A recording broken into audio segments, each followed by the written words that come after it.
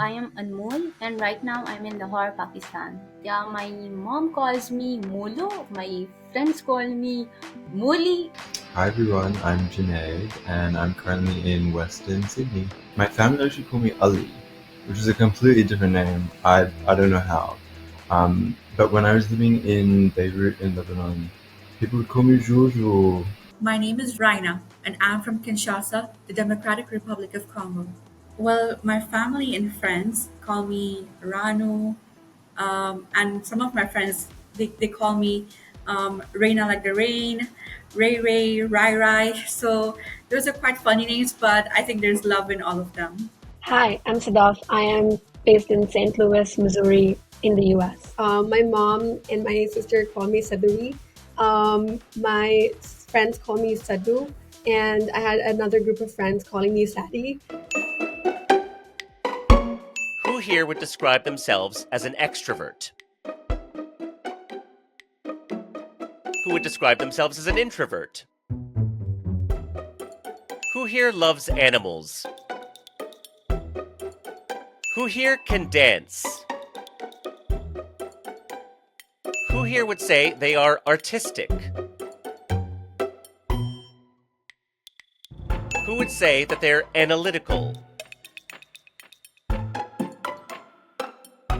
Who here is looking for friendship? Who here is looking for love? Who here thinks they could be better about saving money? Who here felt different than those around you growing up? Who here felt they had to grow up fast? Who is a risk taker? Who here sings in the shower? And who here makes a great cup of chai?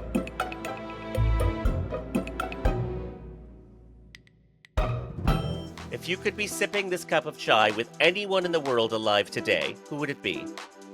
My mom. It's been a while I haven't done that. I've been living away from home, so I met her was back in May. Um, and yeah, I feel like I've been, I really want to spend more and more time with her, as much as possible. So yeah, if the obstructions were not there, I would definitely do that with her. Same with Sadaf. Actually, I'm also living away from home, so I'd love to take the chai with my mom. I'd say my great aunt. Yeah, because she's the oldest person in our family and I feel like I'd love to spend more time with her. My elder cousin sisters because they live very far away from me and I haven't seen them in a few years. So I just want to sit down and talk with them about life and everything in general. What is something that is exciting in your life right now? I've started a new job, and I think that is the most exciting thing right now in my life. I have done mechatronics engineering, so I am doing a job in my own field. I am an automation engineer at the Coca-Cola company.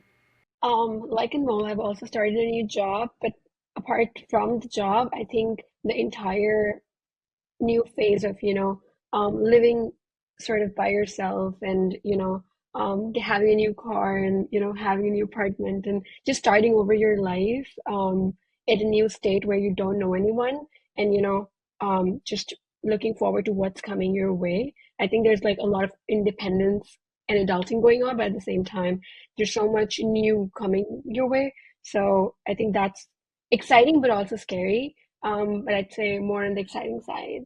For the moment is two things. First of all, we have Congo Olympics going on, which is part of the Global Encounters Festival. And the second is transitioning of going into university. I'll be attending university as a freshman in a couple of months. So I'm excited about that. Like I'm also sort of in a time in my life where I'm emerging from uni and there's so much mobility and freedom at this point in life, and I've also started a art and design practice of my own, so I get to spend more time doing what I love, working on creative projects with friends and things. And also it's kind of popping off this time of year. It's summer, and so many lovely sort of art and culture sort of things are happening in the city. And yeah, I love to be here. What is your profession or field of study, and how does it influence the way you see climate change? Absolutely. So my academic background is actually in global studies and design, and so this is a perspective that's informed a lot by critical theory. It's informed a lot by the voices of people, uh, particularly those who've been relegated to the subaltern or to the global south. And my professional work right now is in art and design. So I work by day also in um, one of Australia's leading contemporary art galleries.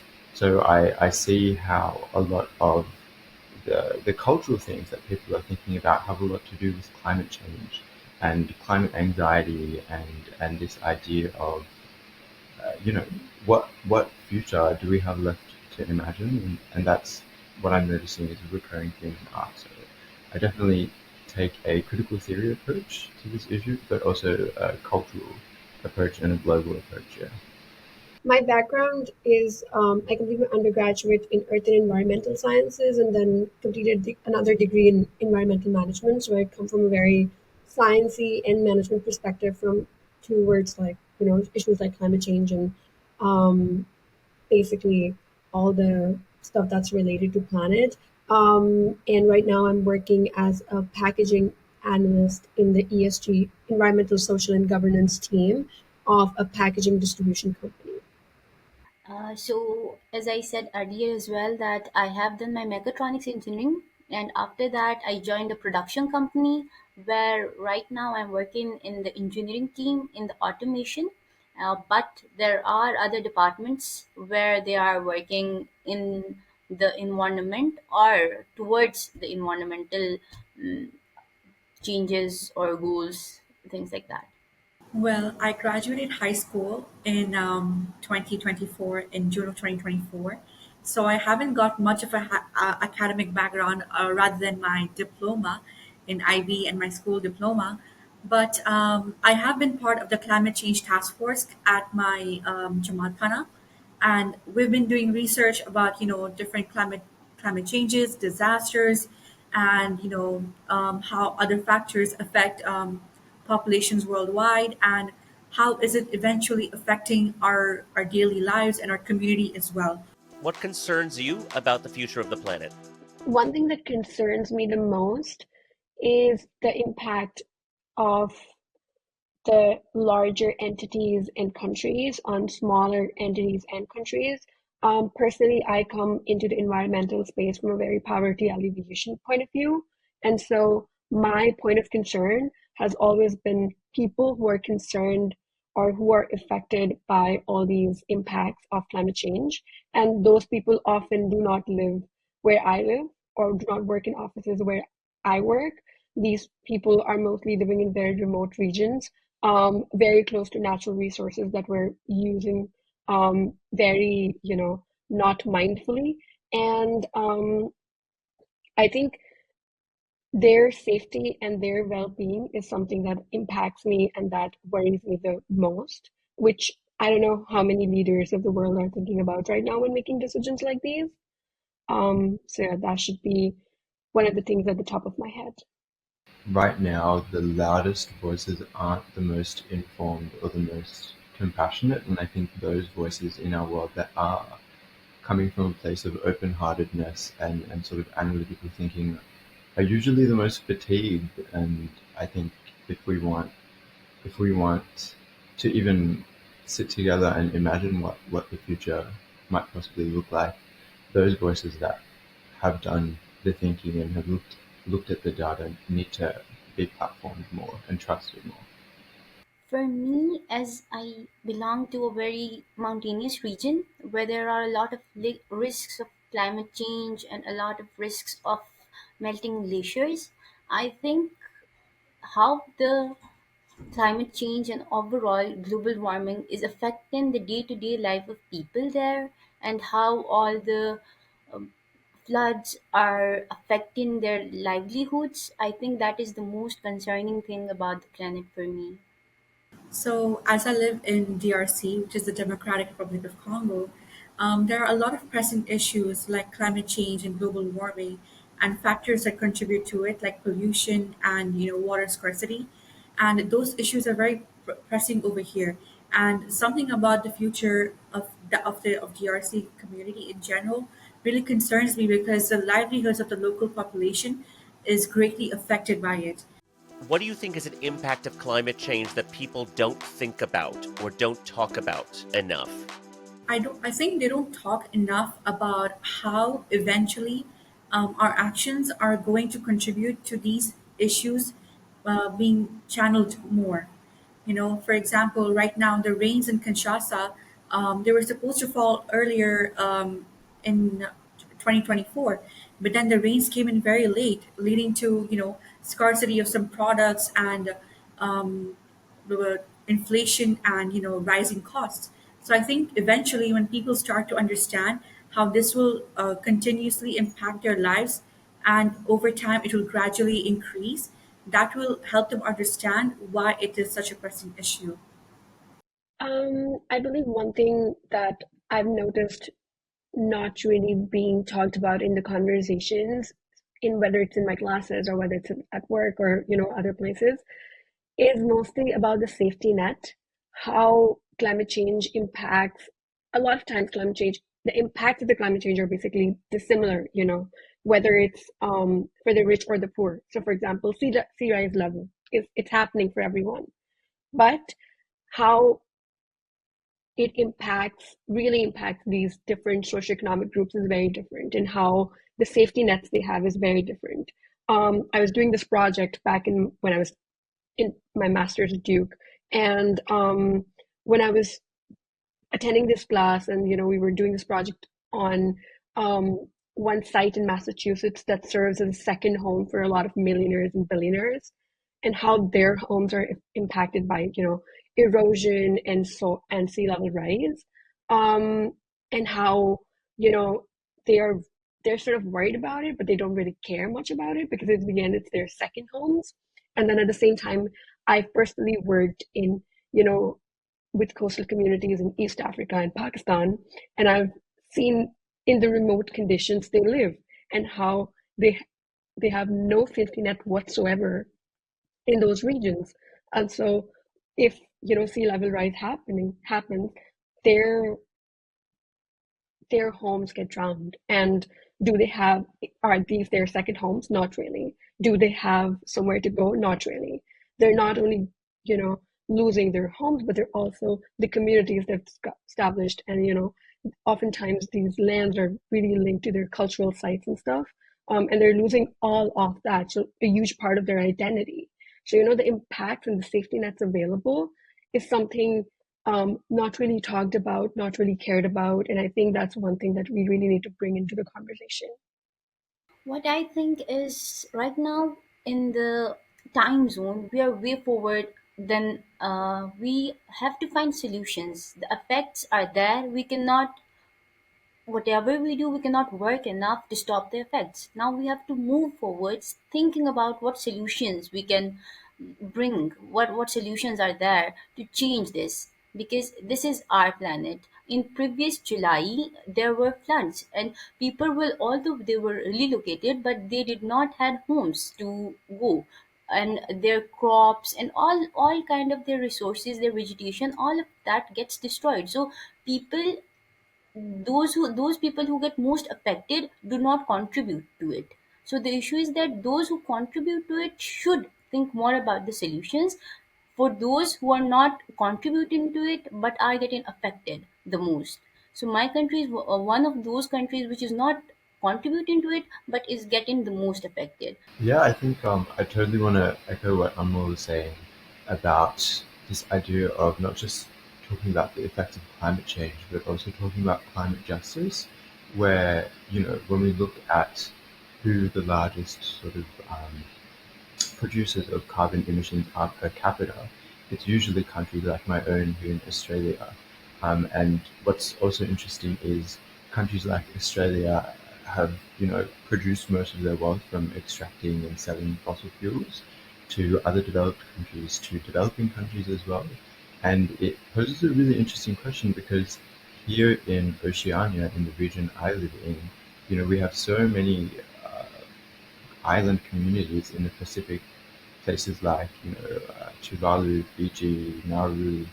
These are islands where people's homes are literally sinking, and the only places they have to go are places like Australia or New Zealand, which in turn also have very strict immigration policies where there are different dynamics with regards to migration and all these other questions of um, justice with regards to climate refugees.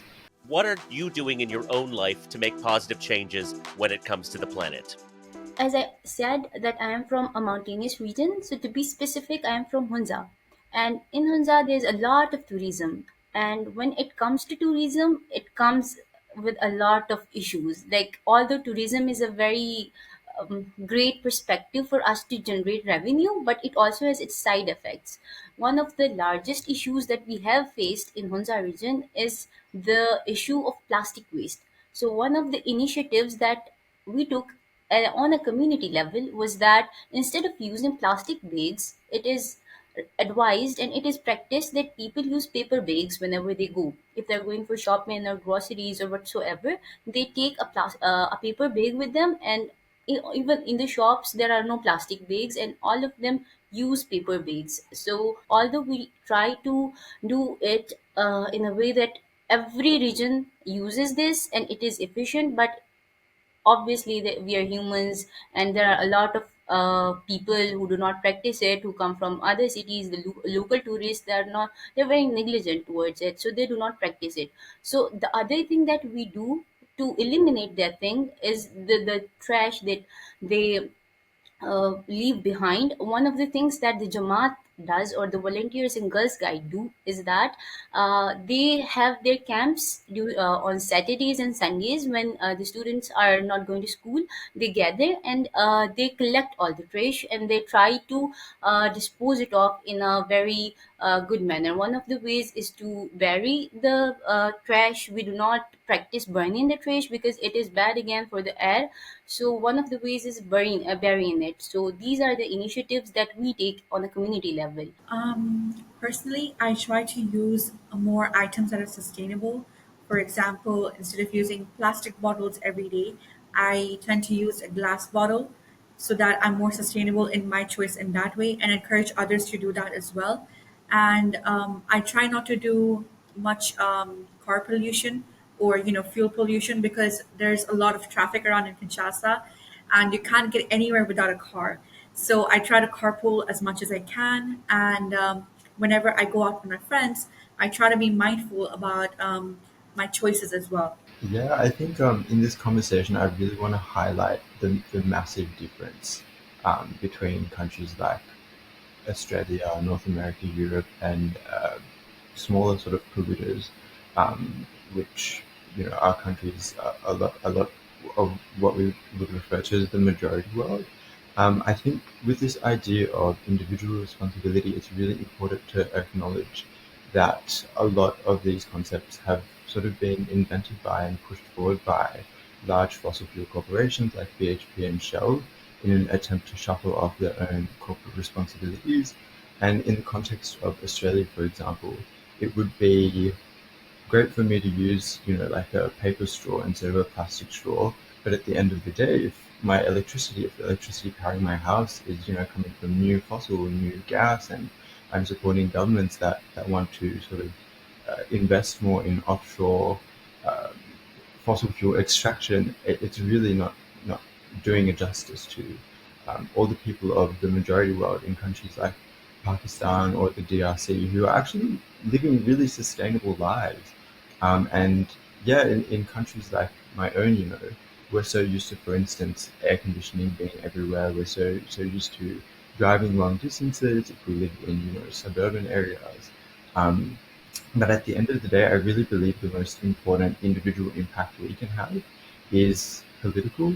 I think what we can do individually and what I try to do a lot is um, organize in the community and speak to, the people we vote in to talk about impact-driven policies, and really create, I think, a culture of governance that's about justice, and that's about selecting the policies that create the world that we ultimately live in. The way I contribute is it has differed based on where I have been in my life because I've been moving since 2017. But I think one thing that's remained constant is like, my commitment to it. So, for example, when I was, back in school doing during my undergraduate degree, I used to see this person in my undergraduate program who used to teach children, very small children, because she thought that change making has to happen from there. And I personally got so inspired from her that I wanted to make sure that I'm doing something similar, not children, not my thing. But then I moved on, and right now I am currently working with Camp Mosaic that happens in the US. It's a camp for youth. And I'm working at the national team with national planning team for that camp, where I'm helping the curriculum of that camp to be more sustainable. And we're sort of also contributing in terms of calculating greenhouse gas emissions for that particular camp, which is also being uptaken by other camps. But right now, Camp Mosaic is where I'm contributing, and as well as I'm also contributing to, in some aspect, to GE, um, and the GE sustainability team to make their efforts sustainable at the festival and before that.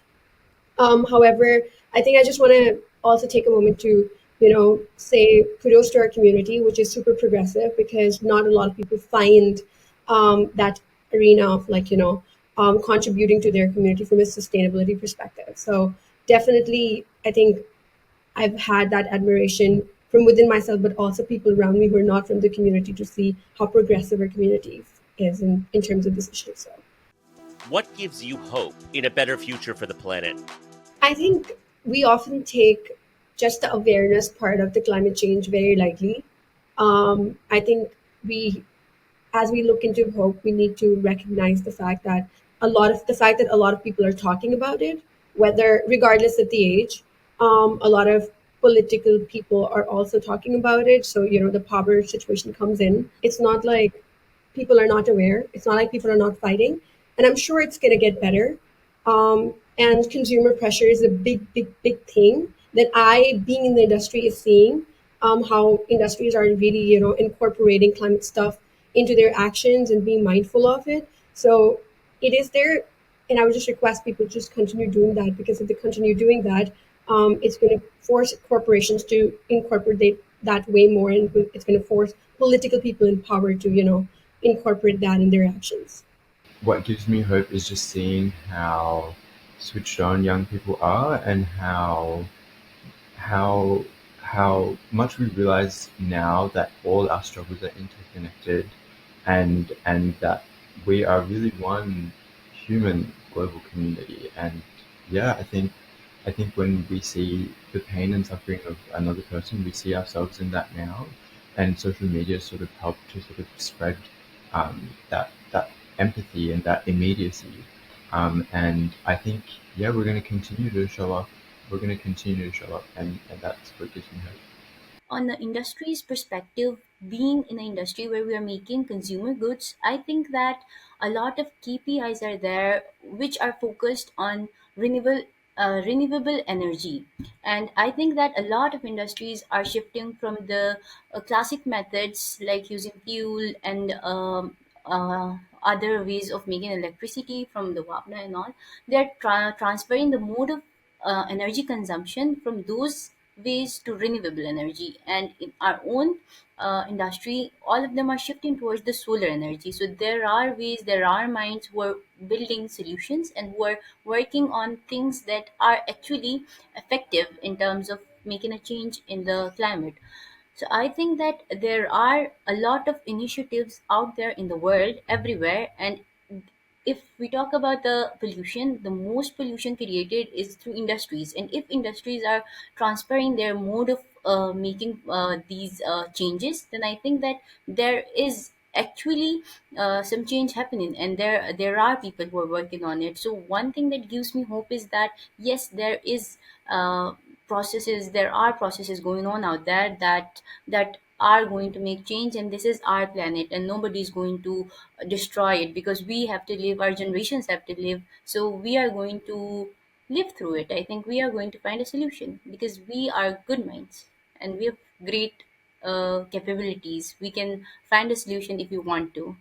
Well, for me, I believe that as a community, and not only as a Ismaili community in general, but as a global community, we are talking about climate change. There is hope for a better future, because as time goes on, there is going to be more awareness about the dangers of climate change as well, and the dangers are not only going to be talked about in small groups or politically or as well, but it's going to be talked about at a larger scale, where it's going to be highlighted how it's going to affect the world as well.